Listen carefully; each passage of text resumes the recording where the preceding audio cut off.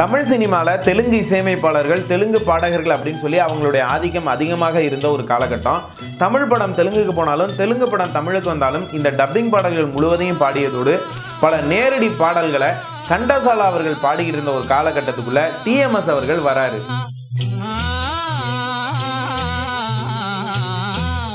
TMS அவர்களுடைய வருகைக்கு பிறகு இந்த தெலுங்கு பாடகர்களுக்கான மவுஸ் கொஞ்சம் கொஞ்சமாக குறைஞ்சு அந்த மார்க்கெட் முழுவதும் டிஎம் சௌந்தரராஜன் அவர்கள் கிட்ட வந்துடுது. இப்படி அவர் முன்னேறிக்கிட்டு இருந்த காலகட்டத்தில் அவருடைய வாழ்க்கையில் ஒரு சோகமான நிகழ்ச்சி ஒன்று நடந்தது. அது என்னன்னா, அவருடைய மகளுக்கு உடல் நலம் சரியில்லாமல் போகுது. தெலுங்கு பாடகர்களை விட்டு கொடுக்காதவங்க தான் தெலுங்கு இசையமைப்பாளர்கள். ஆனால் அவங்களே டிஎம்எஸ் அவர்களை கூப்பிட்டு பாட வைக்கிற மாதிரி ஒரு சூழ்நிலை வந்தது. அதற்கு ஒரு காரணம் இருந்தது. அது என்ன அப்படிங்கிறதையும், இப்படி தெலுங்கு பாடகர்களினுடைய பல பேருடைய மார்க்கெட்டை டிஎம்எஸ் அவர்கள் எப்படி முடிவுக்கு கொண்டு வந்தார் அப்படிங்கிற செய்தியை தான் இந்த காணொலியில் பார்க்க போகிறோம்.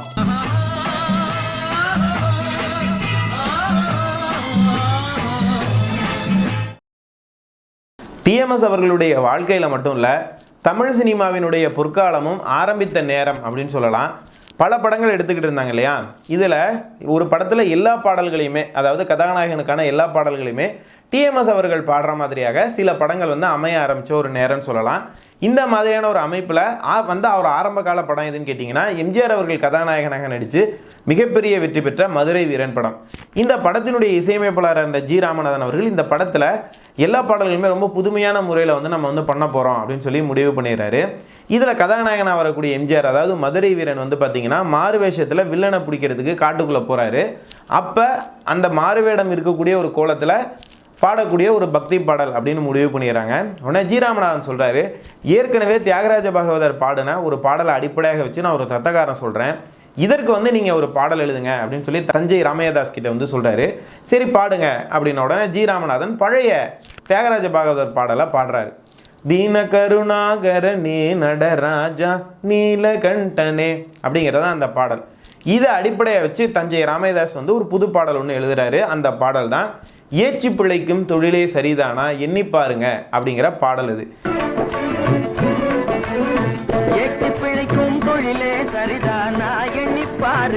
இந்த பாடலை டிஎம் சௌந்தரராஜன் அவர்கள் அற்புதமாக பாடுறாரு. இந்த பாடல் வெளிவந்து அன்னைக்கு இருந்த காலகட்டத்தில் ஒரு மிகப்பெரிய ட்ரெண்ட் செட்டராக அமையுது. இந்த பாடல் மட்டுமில்ல, வாங்க மச்சான் வாங்க உங்க வழியை பார்த்து போங்க அந்த பாடல், அதே மாதிரி நாடகம் எல்லாம் கண்டேன் உந்தன் ஆடும் விழியிலே அந்த பாடலையும் டிஎம்எஸ் அவர்கள் பாடுறாரு.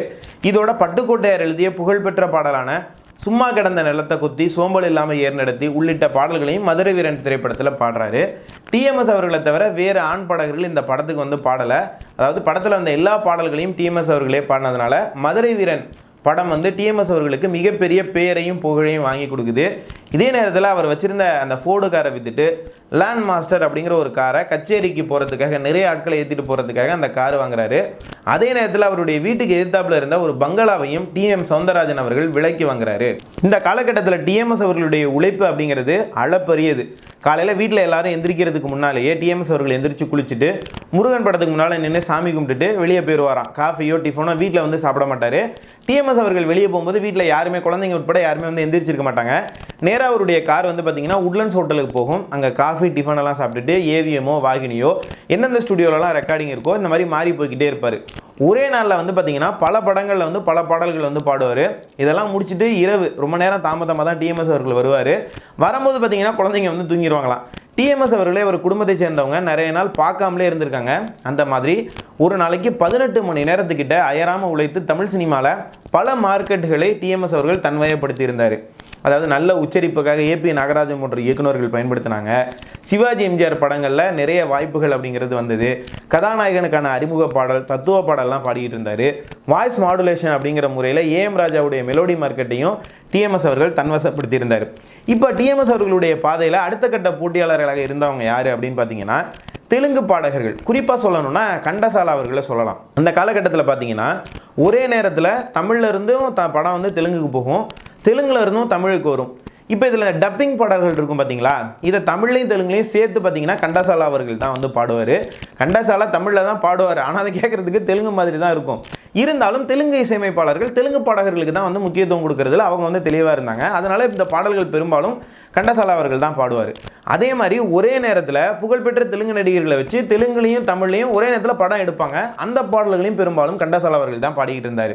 இந்த தெலுங்கு பாடகர்கள் கண்டசாலா உள்ளிட்ட பல தெலுங்கு பாடகர்களுடைய அந்த மார்க்கெட் உடஞ்சி டிஎம்எஸ் பக்கம் எப்படி வருது அப்படின்னு பார்த்தீங்கன்னா, அதற்கான காரணம் பெண்டியாலா நாகேஸ்வர ராவ் அப்படிங்கிற ஒரு மிகச்சிறந்த இசையமைப்பாளர்.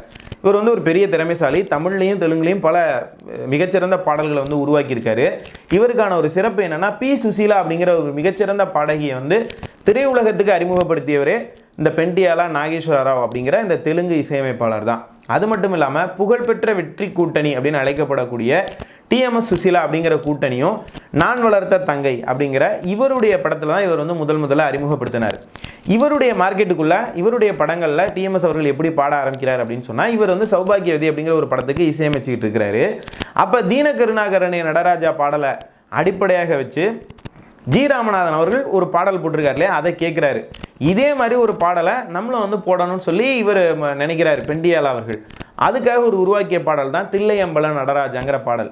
அந்த பாடலை ஏற்கனவே பாடின டிஎம்எஸ் அவர்களே கூப்பிட்டு இந்த பாடலை வந்து நம்ம பாட வைக்கணும்னு சொல்லி டிஎம்எஸ் வந்து இந்த பாடலுக்கு வந்து அழைக்கிறார். டிஎம்எஸும் பாடுறார். இந்த பாடலும் வெளி வந்து மிகப்பெரிய வெற்றி அடைகிறது. இதற்கு பிறகு டிஎம்எஸ் அவர்களுடைய குரல் மேலே பெண்டியாலா அவர்களுக்கு ஒரு பிடித்தம் உருவாகிடுது. நிறைய வாய்ப்புகள் வந்து கொடுக்க ஆரம்பிக்கிறார்.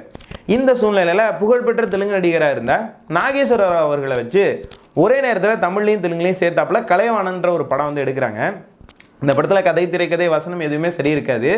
ஆனால் இசைக்காகவும் கதாநாயகருடைய மார்க்கெட்டுக்காகவும் நாகேஸ்வரருடைய மார்க்கெட்டுக்காக இந்த படத்தை வந்து எடுத்துக்கிட்டு இருந்தாங்க. இதில் பார்த்தீங்கன்னா தமிழுக்கும் தெலுங்குக்கும் நிறைய மாறி மாறி போகக்கூடிய டப்பிங் பாடல்கள் இருக்கும். இதை கண்டசாலா பாடுவதாக ஏற்பாடு இருந்தது. ஆனால் பெண்டியாலா அவர்களுடைய மனதில் டிஎம்எஸ் அவர்கள் ஒரு நல்ல பேர் வாங்கியிருந்ததுனால இந்த வாய்ப்பு இவருக்கு வருது. இப்போ தெலுங்குலேருந்து தமிழுக்கு ஒரு டப்பிங் ஆகி வரும் இல்லையா, அப்படியான ஒரு பாடல் தெய்வம் நீதானா அப்படிங்கிற பாடலை கண்டசாலாவை விட்டுட்டு டிஎம்எஸ்க்கு பெண்டியாலா அவர்கள் கொடுக்குறாரு. இந்த செய்தி வந்து கண்டசாலாவுக்கு போகும்போது அவர் டென்ஷன் ஆகிறார். பெண்டியாலா வந்து கூடுதலாக ஒரு வேலை பார்க்குறாரு. என்ன பண்ணுறாருன்னா, நேரடி பாட்டு தெலுங்கு பாட்டு இருக்கும் இல்லையா, அதையும் டிஎம்எஸ் அவர்களுக்கே கொடுத்து பாட வைக்கிறாரு. தெய்வம் நீ வேணும் அப்படின்னு சொல்லி இதே பாடலை தெலுங்கில் வந்து டிரான்ஸ்லேட் பண்ணி டிஎம்எஸ் அவர்கள் தான் 4-5 மொழி தெரியல, இதையும் அவர் வந்து பாடி முடிக்கிறார். இதை கேள்விப்பட்டோன்னே கண்டசாலா அவர்கள் உரிமையோடு வந்து இவரும் தெலுங்கு அவரும் தெலுங்கு தானே, இந்த பெண்டியாலா நாகேஸ்வர ராவ்ட்ட வந்து ஏன் எனக்கு தர வேண்டிய வாய்ப்புகளெல்லாம் நீங்கள் டிஎம்எஸ்க்கு இப்போ கொடுக்குறீங்க அப்படின்னு சொல்லி உரிமையோட கோபித்து கொண்டதாகவும் செய்திகள் இருக்குது. அதாவது டிஎம்எஸ், சிவாஜி, எம்ஜிஆர், ஏபி நாகராஜன் இவர்களுடைய வருகைக்கெல்லாம் பிறகு பார்த்தீங்கன்னா தமிழ் சினிமாவினுடைய போக்கு மாறி இந்த ட்ரெண்டிங் அப்படிங்கிறது மாறினதுனால நிறைய தெலுங்கர்களுக்கான வாய்ப்பு அப்படிங்கிறது வந்து குறைஞ்சி போய் எல்லாரும் மறுபடியும் ஆந்திரா பக்கமே போக ஆரம்பித்தாங்க. இதில் குறிப்பாக இந்த கலைவாணன் திரைப்படத்துடைய தோல்விக்கு பிறகு நாகேஸ்வர ராவ் சென்னையில் இருந்து ஆந்திராவுக்கே வந்து குடிபெயராரு. ஹபிபுல்லா ரோட்டில் இருந்த ஒரு மிகப்பெரிய பங்களாவை சாவித்திரி அவர்களுக்கு வித்துட்டு அவர் ஆந்திராவுக்கே போயிடுறாரு. தெலுங்கு பாடகர்கள் பல பேருடைய வாய்ப்பு டிஎம்எஸ் பக்கம் வர்றதுக்கு காரணம் மாஸ்டர் வேணு அப்படிங்கிற இன்னொரு மிக முக்கியமான ஒரு இசையமைப்பாளர், ஒரு நல்ல திறமைசாலி. தெலுங்குலையும் தமிழ் நிறைய பாடல்களை வந்து உருவாக்கியவர். அவர் வந்து காலம் மாறி போச்சு அப்படிங்கிற ஒரு படத்தில் டிஎம்எஸ் அவர்களை கூப்பிட்டு ஒரே ஒரு பாடலுக்கான வாய்ப்பு கொடுக்குறாரு. இந்த படத்துலையும் கண்டசாலா அவர்கள் பலமாக இருக்கிறாரு. 2-3 பாடல்கள் அவர் பாடுறாரு. திருச்சி லோகநாதன் வேற உள்ளே வந்து பாடிட்டு இருக்காரு. வண்டி போகுது அப்படிங்கிற ஒரே ஒரு பாடல் வாய்ப்பு தான் டிஎம்எஸ் அவர்களுக்கு கிடைக்குது. டிஎம்எஸ் அவர்களுடைய திறமை பெரிதாக வந்து இந்த படத்தில் வந்து எடுபடலை அப்படின்னு சொல்லலாம். இதற்கு பிறகு மாஸ்டர் வேணு அவர்கள் ஒரு பெரிய படத்துக்குள்ளே போகிறார். நாகேஸ்வர ராவ் வச்சு ஒரே நேரத்தில் தமிழ்லையும் தெலுங்குலையும் ஒரு படம் ஒன்று உருவாக்கிட்டு இருக்காங்க. படத்தோடைய பேர் வந்து எங்கள் வீட்டு மகாலட்சுமி.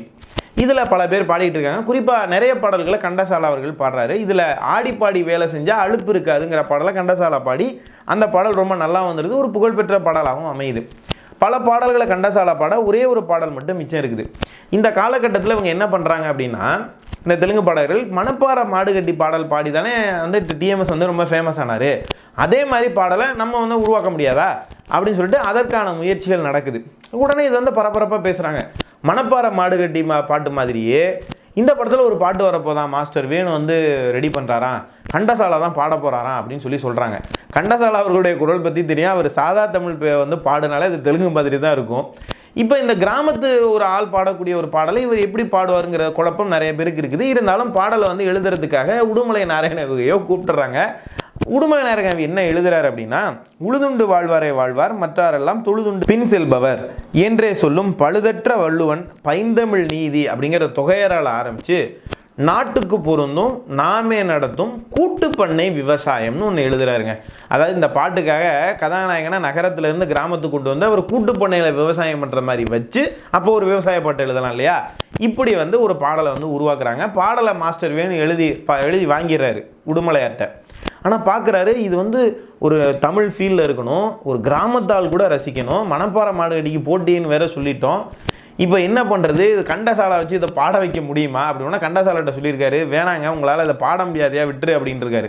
ஆனால் கண்டசாலை அவர்களுக்கு விருப்பம், நம்மளும் அதே மாதிரி ஒரு பாடல் பண்ணணும், இல்லை நீங்கள் கொடுங்க நான் தமிழ் பாட்டு மாதிரி நான் பாடிடுறேன் அதே ஃபீல் வர்ற மாதிரி அப்படின்ட்டு இருக்காரு. இப்போ சொல்லுங்க, சரி நீங்கள் பாடுங்க, நான் அதே மாதிரி ஃபீல் வந்தால் நீங்கள் பாடலாம், இல்லைன்னா நான் தான் முடிவு எடுப்பேன் அப்படின்னா கண்டசாலை அவர்கள் வாங்கி இப்போ பாருங்கள் தமிழ் பாட்டு மாதிரியே பாடுறேன் அப்படின்னு சொல்லிட்டு, நாட்டுக்கு பொருந்தும் நாமே நடத்தும் கூட்டு பண்ணை விவசாயம், கூட்டு பண்ணை விவசாயம் அப்படிங்கிற மாதிரி பாடியிருக்காரு. மாஸ்டர் வேணும் மனசுக்குள்ளே நினச்சிருக்காராம், மணப்பாறை மாடுகட்டி பாட்டுக்கு வந்து போட்டின்னு சொல்லி இந்த பாடலை கண்டாசாலாவை பாட வச்சா தேட்டர்லேயே கள்ளக்கூண்டு எரிஞ்சாலும் எரிவாங்க, தமிழ் பாட்டு மாதிரியே இல்லையா, இது தெலுங்கு பாட்டு மாதிரி தான் வருது அப்படின்னு சொல்லி வலுக்கட்டாயமாக கண்டாசாலாவை வேணாம் அப்படின்னு சொல்லிட்டு இந்த ஒரிஜினல் பாடல் மணப்பாறை மாடு கட்டி பாடின டிஎம்எஸ் அவர்களையே வந்து கூப்பிடுறாரு. இப்போ டிஎம்எஸ் அவர்கள் வந்து உள்ளே வர்ற மாதிரி சூழ்நிலையில் இருந்தாலும் வேறு வழி இல்லாமல் டிஎம்எஸ் அவர்களுக்கு இந்த வாய்ப்பை கொடுக்குற மாதிரி வருது. டிஎம்எஸ் அவர்கள் வந்து ரொம்ப அற்புதமாக நல்ல உச்சரிப்பில் அப்படியே வாய் விட்டு நாட்டுக்கு பொருந்தும் நாமே நடத்தும் கூட்டு பண்ணை விவசாயம் பாடலை மிகச்சிறப்பாக பாடி முடிக்கிறார். கண்டசாலா அவர்களுடைய அந்த மார்க்கெட்டை டிஎம்எஸ் அவர்கள் மார்க்கெட் வந்து முந்தி போகக்கூடிய ஒரு முக்கியமான இடம் இந்த கூட்டு பண்ணை விவசாய பாடல். நாட்டுக்கு பொருந்தும் நாமே நடத்தும் கூட்டு பண்ணை விவசாயம். இப்படி பல தெலுங்கு இசையமைப்பாளர்கள் டிஎம்எஸ் அவர்களை கூப்பிட்டு வாய்ப்புகள் கொடுத்துக்கிட்டு இருந்தாலும் சில இசையமைப்பாளர்கள் டிஎம்எஸ் அவர்களை கூப்பிடாமலே இருந்தாங்க. அப்படியான ஒரு இசையமைப்பாளர் தான் புகழ்பெற்ற மிகச்சிறந்த இசைக்கலைஞரான ராஜேஸ்வர ராவ். அவருக்கு வந்து இந்த தமிழ் சினிமாவில் இந்த ட்ரெண்டு மாறுறது, தெலுங்கு பாணி மாறுறது வந்து அவருக்கு வந்து விருப்பம் இல்லை. அதனால் டிஎம்எஸை பயன்படுத்தாமல் தெலுங்கு பாடகர்களே வந்து பாட வச்சுக்கிட்டு இருந்தார். ஆனால் அவருக்கு வந்து ஒரு பிரச்சனை வந்தது. ஆனால் அது தெலுங்கு சினிமாவில் அந்த பிரச்சனை கிடையாது. அதான் லாலித்யம் அப்படின்னு சொல்லுவாங்க. அதாவது தமிழ் சினிமாவில் வாய் விட்டு பாடுறாங்க இல்லையா ஒரு கம்பீரமான மாதிரி, அந்த மாதிரியான ஒரு தேவை வந்து தெலுங்கு சினிமாவில் இருக்காது. அவங்க லாலித்யம் இருக்கா அப்படின்னு சொல்லி தான் பார்ப்பாங்க, ஒரு மென்மையான தன்மையில் அந்த பாடல் வெளிப்படுதா அப்படின்னு சொல்லிட்டு. ஆனால் தமிழ் சினிமாவுக்கு வரும்போது சில நேரத்தில் வாய் விட்டு கம்பீரமாக கத்தி பாடுற மாதிரி சூழ்நிலைகள் வரும் இல்லையா, தவிர்க்க முடியாத இடத்துல அது மாதிரி ஒரு சில பாடல்களுக்கு மட்டும்தான் டிஎம்எஸ் அவர்களை ராஜேஸ்வர ராவ் பின்னாளில் வந்து கூப்பிட ஆரம்பித்தார். குறிப்பாக சொல்லணும்னா மாதர்குல மாணிக்கத்தில் வரக்கூடிய பொம்மலாட்டம் இது பொம்மலாட்டம், வாழ்வில் இன்பம் ஏதடா உள்ளிட்ட பாடல்களை சொல்லலாம். இதற்கடுத்து எம்ஜிஆர் நடிக்கக்கூடிய ஒரு மிகப்பெரிய படம் விக்ரமாதித்யன் படத்துக்கு இசையமைக்கக்கூடிய வாய்ப்பு தெலுங்கு இசையமைப்பாளரான ராஜேஸ்வர ராவ் அவர்கள்ட்ட வருது. இந்த படத்துக்கு அவர் இசையமைக்க வர்றதுக்குள்ளே தமிழ் சினிமாவினுடைய போக்கே மாறி இருக்குது.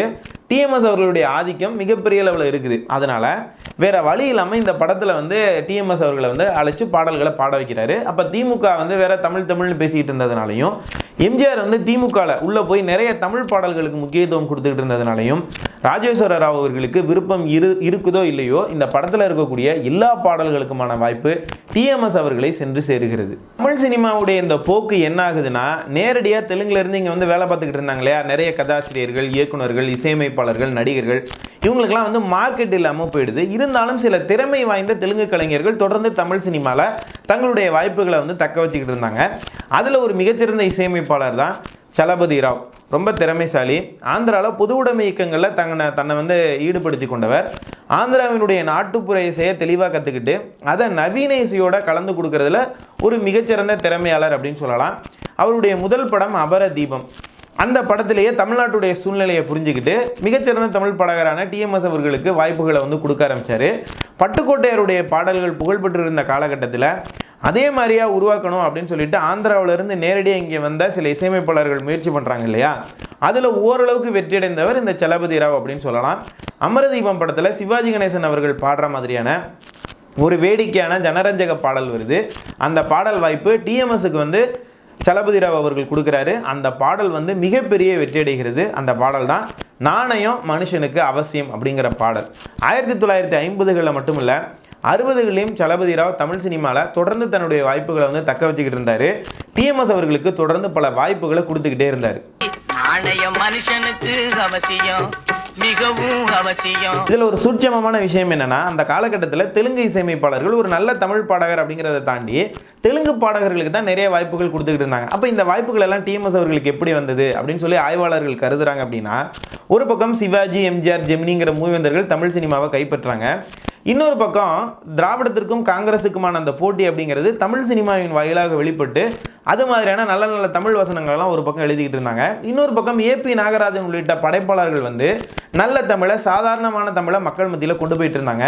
கண்ணதாசன் உள்ளிட்ட கவிஞர்கள் வந்து வேற மாதிரியான நல்ல தமிழ் பாடல்களை வந்து கொடுக்க ஆரம்பித்தாங்க. இன்னொரு பக்கம் டிஎம்எஸ், சீர்காழி மாதிரியான பாடகர்களும் வந்து தமிழ் சினிமாவுடைய பாணியை மாற்றினதுனால மீதம் இருந்த தெலுங்கு இசையமைப்பாளர்களுக்கு தங்களுடைய மார்க்கெட்டை காப்பாற்றிக்கிறது ஒரு போராட்டமாக இருந்தது. அதனால ஒரு ஓடுற குதிரையில் தானே வந்து பந்தயம் கட்டுவாங்க. அந்த மாதிரி தான் டிஎம்எஸ் அவர்களுக்கு நிறைய வாய்ப்புகளை கொடுப்பதன் மூலமாக தங்களுடைய வாய்ப்புகளை அவங்க வந்து காப்பாற்றிக்கிட்டாங்க அப்படின்னு சொல்லி ஆய்வாளர்கள் இப்படியான ஒரு பார்வையும் சொல்கிறாங்க. டிஎம்எஸ் அவர்களுக்கு தெலுங்கு இசையமைப்பாளர்கள்ட்ட இருந்து நிறைய வாய்ப்புகள் வந்ததற்கு இதுவும் ஒரு காரணமாக சொல்லப்படுகிறது. எது எப்படியோ டிஎம்எஸ் குரல் தமிழ் சினிமாவில் ஓங்க ஆரம்பித்ததற்கு பிறகு பார்த்தீங்கன்னா தெலுங்கு பாணி, தெலுங்கு வாடை இதெல்லாம் வந்து குறைய ஆரம்பிச்சு பல நல்ல தமிழ் பாடல்கள் வர ஆரம்பிச்சுது. டிஎம்எஸ் மட்டும் இல்லை, வேறு பல நல்ல பாடகர்களும் வந்து பாட ஆரம்பித்தாங்க. இது வந்து பார்த்தீங்கன்னா டிஎம்எஸ் அவர்கள் தமிழ் சினிமாவுக்கும் தமிழ் இசைக்கும் தமிழ் பாடல்களுக்கும் செய்த ஒரு மிகப்பெரிய ஒரு பணி அப்படின்னு சொல்லலாம். இதற்காகவே தமிழர்கள் டிஎம்எஸ் அவர்கள் மேலே நன்றி கடனோட இருக்கணும் அப்படின்னு நான் சொல்லுவேன். இப்படி டிஎம்எஸ் அவர்களுடைய வாழ்க்கை வரலாறு எடுத்து படித்து பார்த்தீங்கன்னா பல ஆச்சரியமான சம்பவங்கள் உங்களுக்காகவே காத்துக்கிட்டு இருக்குது. அது எல்லாத்தையும் நம்ம அடுத்தடுத்த காணொலிகளில் பார்க்க போகிறோம். ஒட்டுமொத்த டிஎம்எஸ் அவர்களுடைய வாழ்க்கை வரலாற்றையும் இந்த யூடியூப் சேனலில் நான் முழுமையாக பேச போகிறேன். இந்த சேனல் உங்களுக்கு பிடிச்சிருந்தா இந்த சேனலை சப்ஸ்கிரைப் செய்யுங்கள் நேர்களே. மறுபடியும் அடுத்த காணொலியில் உங்களை எல்லாம் சந்திக்கும் வரை உங்களிடமிருந்து விடைபெறுவது உங்கள் அன்பு நண்பன் துரை சரவணன். நன்றி, வணக்கம், வாழ்க தமிழ்.